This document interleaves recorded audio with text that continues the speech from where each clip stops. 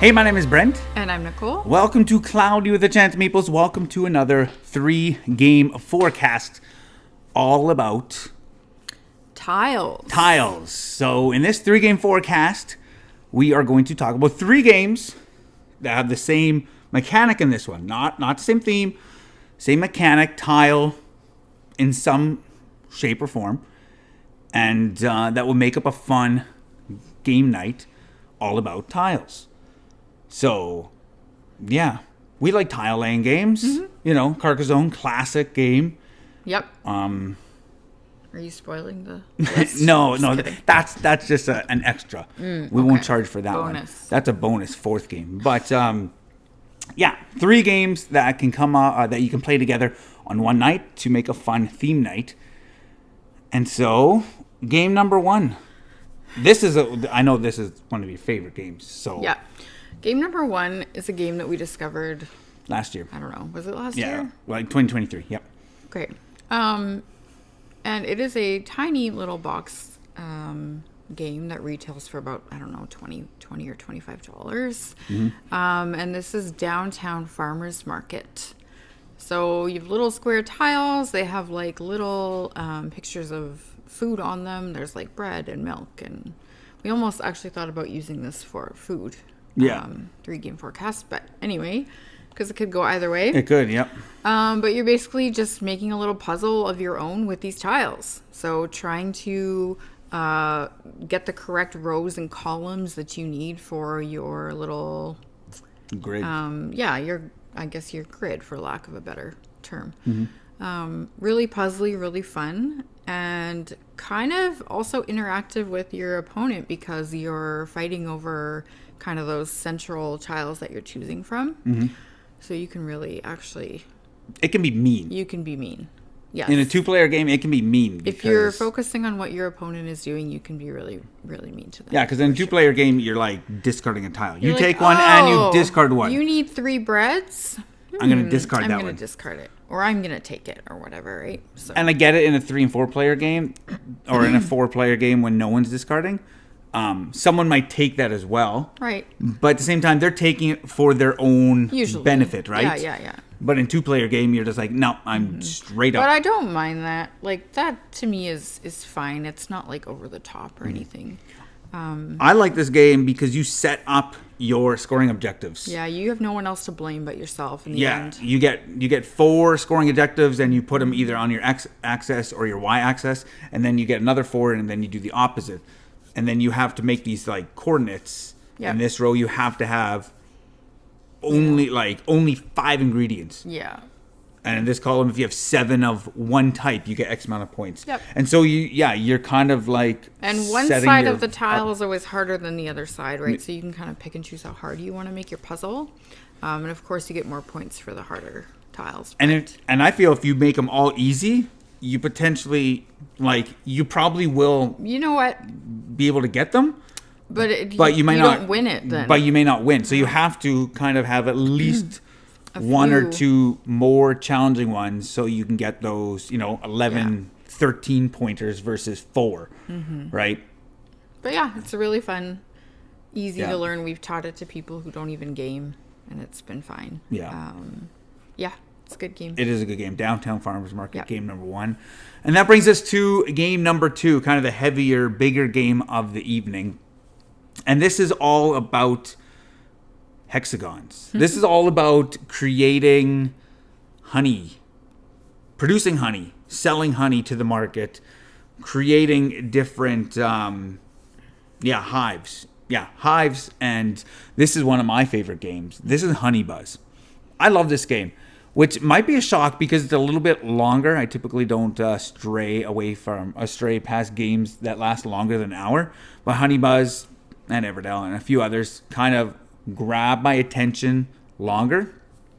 I love Honey Buzz. It's kind of got everything. It's got a spatial puzzle where you are collecting these hive tiles to make hives, and then when you finish one, you get to activate all the icons in that hive tile, so you can have pretty big turns.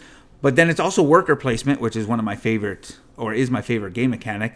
And then it has like a market where you sell your honey that you've created to the market, and you can either sell like the same type and get a bunch of points for each kind, or you can fulfill contracts which are worth a little bit less but get you a bonus action. And so it has these tough choices. There are tough choices in you know, this game. It's a lot heavier than it maybe looks from the outside. It looks like, ooh, kind of like, because the theme is so friendly, right? Yeah. Not that the game is bad or like super difficult, but it's a medium weight, decent game. Like, and with lots of decisions. Yeah, and so sometimes you go to the market and be like, okay, I could sell these 2 wildflowers for wildflower honey for, 5 or 6 victory points each. Yep. So I can get like 10 or 12 points, or I could sell them to a contract for only 8, but then I get an extra action. And whether that extra action will be to sell something else or to move your forager, because you're always trying to forage. There can be some AP. There can be. You're trying to forage pollen and you're trying to move around this little grid. And so it's kind of got like all these different things. Yep. And we just got the fall flavors, which we haven't really dug deep into that one. But I'm excited to try that one, that expansion more. And so, Honey Buzz, a little bit heavier. Yeah. But a ton of fun. And I also really like the color scheme in this. The artwork is amazing. But the color scheme is like pink and yellow, green, and blue. But they're like pastel colors. Very nice. And so it has this really nice look to it. And it's just fun building out your own little private hive. And then there's like race objectives that you're racing against other opponents. I will say other opponent. Yeah, you do need components. You're racing against your other component. No, your other opponents, like, first one to get 3 of one type of nectar or whatever. I will say that you need a pretty big table for this game. Yeah, that is true. So if you're having a game night and you're having 4 people play this game, you need a big space. Yeah, that is true. Because you're building out your hive and it can get pretty large or just like long or expansive or have a weird shape so that you need like space in front of you. Mm-hmm. So, but it's great. Yeah, game number 2 is Honey Buzz. All right, and the last game that we're going to talk about is a game that we've played, oh my gosh, probably if I say hundreds of times, that wouldn't be exaggerating. That one, we played a ton with our kids. Our kids played alone. Played it. Yeah, so many, probably more than us. I brought it to work and I've taught my coworkers. We played this a boatload of times. But yeah, this is a tile, I guess, flipping, moving game. Mm-hmm. I don't know what you would call that. And it's shifting stones. Okay, so you've got your grid of these beautiful tiles, which are so... The game looks amazing.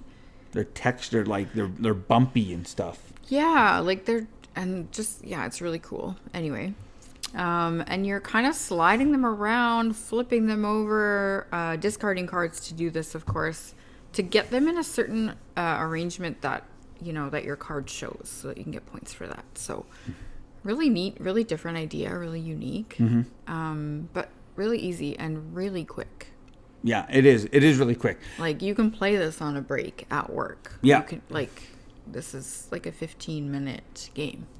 It plays up to 5, which 5 is pretty wild because the grid is going to be all sorts of different. You can never plan ahead. You can plan ahead. So in this game, you cannot. No. I almost say, unless you're playing 2 players, you can't really plan ahead. Yeah. But I like that whole concept of you have these cards, and they're either used to manipulate the grid or to score. Mm-hmm. So it has like 2 double use cards. Yep. And so you're all often looking at your cards like, I want to score this, and I want to score this, but I have to spend the cards to get the tiles the way that I want. To manipulate the tiles, yeah. And so, this has been, I've played this hundreds of times. Super fun. And this can be played at like a tiny table at a cafe, or like we have brought this game to Starbucks, restaurants. When we travel with this one, and we play typically almost every time. It can literally go in a Ziploc bag. The game, like a tiny, it's just so small. Deck of cards, 9 tiles. That's it. But it's wonderful. So perfect game to end off your night too, I think. And honestly, when you play this, it's always not just one round. It's like, okay, let's play again, right? Mm-hmm. So shifting stones. Yeah, great game. But what are more tile laying games? Let us know. Downtown Farmers Market, Honey There's Buzz. so many out there. Shifting Stones. Yeah, Carcassonne. I said Carcassonne to start. There are so many tile laying games. And what are some of your favorites? And what would you, if you would make a gaming night all about tiles, which games would you put into the category of tiles? Yeah. Let us know in the comments below. My name is Brent. I'm Nicole. Till next time, grab your umbrella. The forecast is cloudy with a chance of meeples.